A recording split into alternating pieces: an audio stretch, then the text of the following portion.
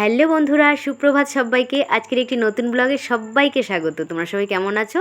আশা করছি সকলেই সুস্থ আছো, ভালো আছো। চলে এসছে আমাদের পাড়ায় লাদেন দাদুর টাটকা টাটকা সবজি নিয়ে। লাদেন দাদুর ক্ষেত আছে, সেই ক্ষেতেরই সবজি। তো আমি কিছুই নিইনি, শুধু শশার দরকার ছিল, সেই শশাটাই নিয়ে নিলাম। আর এদিকে চলে এসছে পড়তে, একজন এসছে আর একজন আসেনি, দুজনই তো পড়ে সকালে মাত্র। তো আমার কিন্তু এইদিকে স্নান হয়ে গেছে, ঘর মোছা কাচাকাচি সমস্ত ঘর পরিষ্কার পরিচ্ছন্ন হয়ে গেছে। ডাল ভাত বসিয়ে দিয়ে তারপরে আমি পুজো দিতে চলে এসেছি। তো কোনো ফুলই পাইনি, আমাদের পাড়াতেই আছে সন্ধ্যামালতী ফুল। তো রানী কালার আর হলুদ কালার আর সাদা কালার, এই তিনটে কালারই আমি দেখেছি। সাদাটা ছিল না, হলুদ আর রানীটা দিয়েই আজকে মঙ্গলবারে পুজোটা দিয়ে দিলাম। তো পুজো দেওয়ার সময় একটু শাড়িটা পরলেই বেটার হয়, কিন্তু আমার সকাল দিকটা এত ব্যস্ততায় কাটে, তো তার জন্য আর শাড়ি পরে পুজো দেওয়াটা হয় না, দিলে নিজের মনটাও ভালো লাগে। তো যাই হোক, ডাল ভাত বসিয়ে দিয়ে পুজো দেওয়া হয়ে গেছে। তো ডাল সিদ্ধ আলু সিদ্ধ হয়ে গেছে, ভাতটাও হয়ে গেছে। সোনাই কিন্তু এখনও ঘুমোচ্ছে, ওকে আর ডাকিনি। তো এতদিন তো স্কুল যেত অনেক সকালবেলা উঠে, তো বেচারা একটু ঘুমাচ্ছে, ঘুমাক। আমি কিন্তু ওকে ঘুমানো অবস্থায় রেখেই পড়াতে চললাম। ও যা ঘুম কাতুরে, হয়তো আর উঠবে না, ওরকম ঘুমিয়েই থাকবে।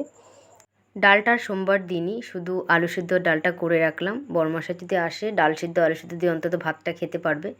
তো এখন 9টার সময় আমি পড়াতে চলে গেলাম, পিসার পিনেথাকে পড়িয়ে তারপর 10টা 20 তখন সোনাইকে নিতে চলে এসেছি। সোনাই নয়, সরি, পাপাইকে নিতে চলে এসেছি। সোনাই তো ঘুমাচ্ছে, সোনাইকে আর কোথায় নিতে যাব। তো পাপাই এই যে বাস থেকে নেমে গেল, ওর আজকে এক্সাম ছিল। পরীক্ষা কেমন দিচ্ছিস? ভালো হয়েছে, সোজা ছিল। তো পাপাইকে নিয়ে বাড়ি চলে এসেছি। এই দেখো, তোমাদের তো আগেই বলেছি সোনাই ঘুমিয়েই থাকবে। তো এখনও দেখো অঘরে ঘুমাচ্ছে, ও কিছু টেরই পাইনি। তো ওকে উঠিয়ে ব্রাশ করতে বলে গেলাম, আর পাপাইকে বলেছি স্নান করে নিবি। আমি কিন্তু আবার চলে এসেছি 10:30, 10:30 না, ওই 10টা 35 এরকম বেরিয়েছি ঘর থেকে আবার।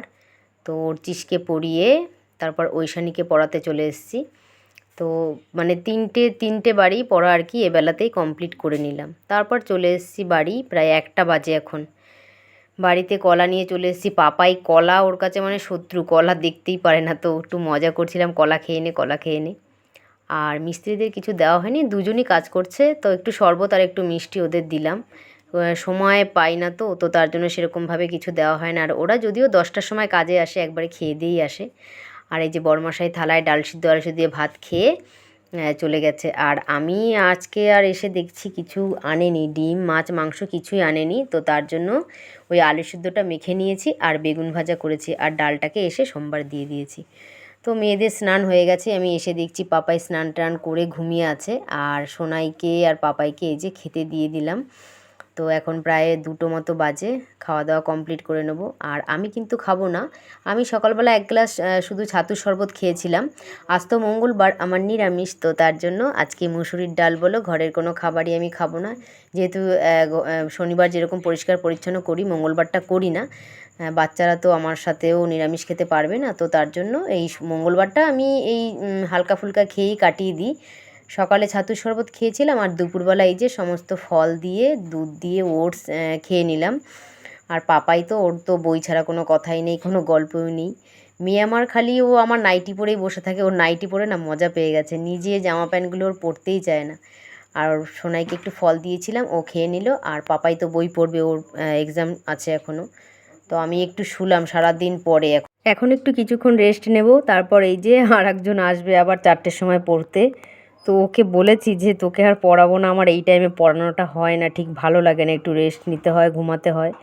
তাও ও ছাড়বে না যে না পড়াও, আর এই টাইমেই ও আসবে, আর অন্য টাইমে আসবে না, 4টেতেই আসবে। তো ওকে পড়িয়ে তারপর এই যে বিকেলবেলা দেখো সোনাইয়ের এক কাণ্ড, এই পোকেমন কিনতে চলে এসেছে। এই পোকেমন কেনার জন্য আমাকে পাগল করে দিচ্ছে কিছুদিন ধরে। দোকানে নিয়ে এসছে, মা 30 টাকা 40 টাকা এরকম দাম, বেশি দাম নয়। তো এইখানে দেখাদেখি করে এই একটা একটা প্যাকেটের দাম হচ্ছে 150 টাকা। ব্যাস হয়ে গেল, ওটা নিয়ে বাড়ি চলে আসলো। আমি বুঝতে পেরেছি এখন তো স্কুল ছুটি দিয়ে দিয়েছে, এগুলো নিয়েই এখন পড়ে থাকবে। সমস্ত পোকেমনের কার্ড, এবার দিদি আর বোনের শুরু হয়ে গেল, আমি এটা চিনি তুই এটাকে চিনিস, এই নিয়ে ব্যাস দুজনের গল্প শুরু। আর কি আর করা যাবে, ওটা নিয়েই এবার পড়াশোনা নষ্ট হবে আর কি। তো ওটা সেই টাসের মতো। আমি বলছি কি এগুলো কি টাস খেলছিস? বলে এগুলো টাস নয় মা, এগুলো পোকেমন। তো যাই হোক, এটা নিয়েই ওর কিন্তু ছুটিটা কাটিয়ে দেবে, স্কুল ছুটি। তো আর ভিডিওটা আজকের মতো এখানেই শেষ করছি। ভিডিওটি ভালো লাগলে অবশ্যই একটা লাইক কমেন্ট করতে ভুলো না।